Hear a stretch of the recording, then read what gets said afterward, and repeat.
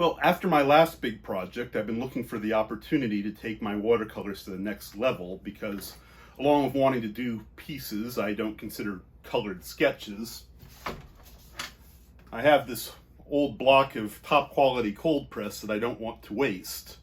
So think I've found the perfect thing to do by going back to one of my previous sketch challenges where I did at least one pen and ink illustration for every chapter of George R.R. Martin's A Song of Ice and Fire. I've been a fan of Martin's work since I first read his Wildcard series, and I've enjoyed his Song of Ice and Fire for the scope of his world building, the way he controls the flow of information through limited points of view, and especially the setting.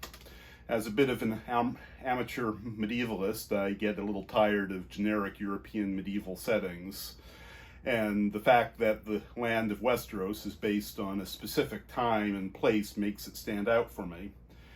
When doing this challenge, I gave myself two rules. The first rule was everything by Mr. Martin said was law, and the other rule was that since A Song of Ice and Fire is very loosely based on the War of the Roses, unless Mr. Martin says otherwise, all of my visual choices are based on the 15th century. The results have been interesting, creating something different. So far, I've done Game of Thrones and The Clash of Kings, and currently I'm being sensible and not planning to go any farther, but since this project is one of my most visible things I do on social media and feeds my ego, I'm beginning to show signs of weakness, such as picking up a study copy of Storm of Swords at a used bookstore. Anyway, I'm picking the sketches I like the best, and I'm doing watercolor versions of them. And I started with one of the rare pleasant scenes in the book, which consists of Sansa having some girl time with her best friend Jane, gossiping over cold strawberry pie.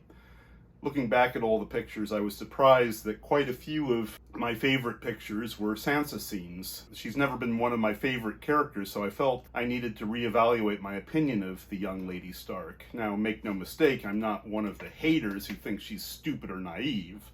I think she's an 11-year-old girl who's been tossed into the deep end, and I think her popularity suffers because at first glance she comes off like a typical stereotype fairy tale princess, especially when compared to her sister Arya.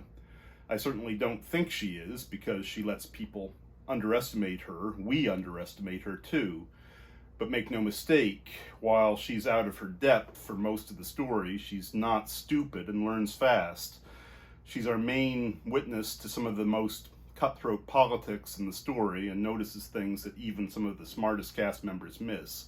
Despite seeming to be the Fate's favorite punching bag at the first glance, she survives, and that's the best we can say about her. Before I start and show the time lapse of the first Sansa image, I'd like to talk about a few of the background details.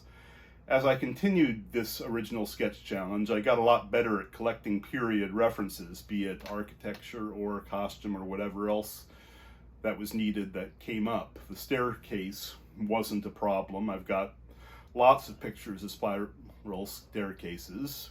What I really had trouble with was the girls' nightgowns. It took me a while to find camisoles that I could be sure were accurate to the period. Of course, since Sansa is from one of the great houses, she can own one that she uses exclusively for sleeping. But anyway, let's see how this goes and look forward to seeing what you think of the image.